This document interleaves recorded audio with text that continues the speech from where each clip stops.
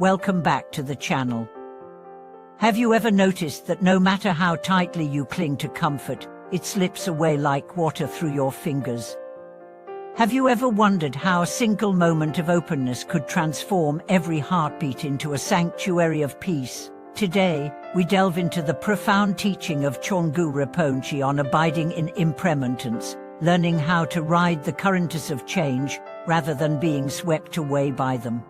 As dawn breaks over mist-shrouded valleys, Chonggu Rinpoche would sit beside a quiet stream, watching its ceaseless flow, and inviting his students to observe the dance of water and stone. "See how the river never pauses," he would say, voice soft yet unwavering, "and yet it is always present, always here. So too is the nature of mind, never stopping, yet ever accessible." In that simple analogy, the essence of impermanence reveals itself not as an enemy to be resisted, but as a living teacher guiding each breath and each step. In the heart of his retreat cabin, walls lined with ancient texts and prayer flags fluttering in the breeze, Rinpoche taught that true stability arises not from fixing forms in place, but from cultivating a heart that welcomes every change. When blossoms fall, they announce new growth. When leaves wither, they nourish the soul. Likewise, every joy and every sorrow become nutrients for awakening when we learn to rest in the openness they unveil. This is not a passive resignation, but a dynamic engagement with life's unfolding, a dance in which we are both dancer and dance, ever adapting yet never lost. He would recount how one evening, during a snowstorm at high elevation, a novice asked him in trembling tones, "Venerable teacher, how can I remain steady when everything around me is dissolving into white?" Without hesitation, Rinpoche rose, opened the door, and let the wind sweep across the room. Snowflakes swirled in the lantern light, each one unique, each one melting the moment it touched the ground. "Do you see?" he said, drawing the novice close. "Impermanence is not the enemy of clarity. It is the very light that reveals the form of snow. If you hold snow too tightly, it vanishes. If you turn away, you miss its grace. But when you open your hand and your heart, every flake becomes a messenger of the way." Across countless dialogues, Chonggu Rinpoche wove together threads from the Piavenapiyariamitia teachings and the Mottamadra lineage, showing that the profound emptiness of phenomena and the luminous awareness of mind are inseparable currents within the same river. He likened the mind's habitual patterns to riverbanks. They shape the flow but cannot contain its essence. By turning attention inward, we discover the bedrock beneath the currents, the silent clarity that underlies every shift of thought and every ripple of feeling. Day after day, practitioners sat in morning meditation, listening to the wind stir the prayer flags above. They learned to trace the rising and falling of thoughts like waves upon an infinite sea. When sorrow rose, they did not push it away. They followed its crest and trough until it merged back into the vast stillness. When joy sprang unexpectedly, they laughed with the wind, letting its buoyancy carry them without clinging. Over weeks and months, the cabin that once felt like a refuge from the world became a mirror reflecting the world's ever-changing face and inviting them to discover unchanging presence within. In one memorable teaching, Rinpoche guided them through a visualization drawn from the Hiviera Tantra. Imagine standing on the deck of a boat at sea. The waves rock you, the wind tests your balance, but your feet remain anchored to the deck. If you fix your gaze on the tumultuous horizon, you grow dizzy and afraid. Yet if you rest your gaze on the point where sky and water meet, your body steadies, your breath calms, and you feel the unity of earth and sky, wave and silence. So too can we rest our awareness at the meeting point of form and emptiness, of beginning and end, discovering that the very line we thought divided reality is the threshold to awakening. This practice of resting in impermanence does not abandon the world. It transforms every encounter into an opportunity to touch the radiance of presence. When rain falls on the rooftop, when birds call at sunrise, when a stranger's smile meets your eyes, you recognize each as a messenger of change and a teacher of the heart. Every moment becomes a bridge between the ceaseless flow of phenomena and the luminous ground that holds them. May these reflections inspire you to open your palms to life's unfolding, to feel the steady pulse beneath every passing scene. Practice resting in the ever-moving waters of experience, discovering that true refuge is the freedom to flow with grace and clarity. As dusk settled over the retreat center, a hush would fall across the courtyard, broken only by the distant call of a mountain jay.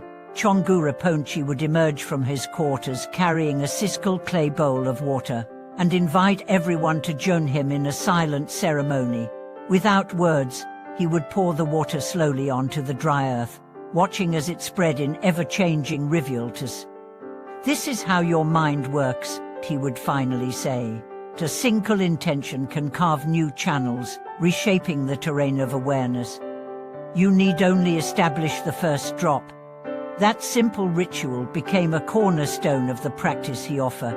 Rather than resisting mental patterns, one acknowledges them as the rivulets of past habit, then introduces a new current of mindful attention.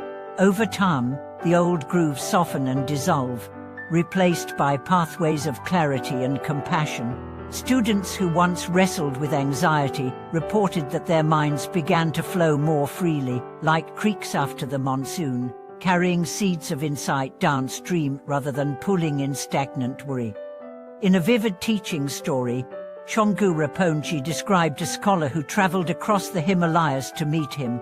The scholar arrived laden with texts and arguments, determined to prove that true wisdom lay in philosophical reasoning. After days of debate, Rinpoche finally led him to the riverbank at dawn.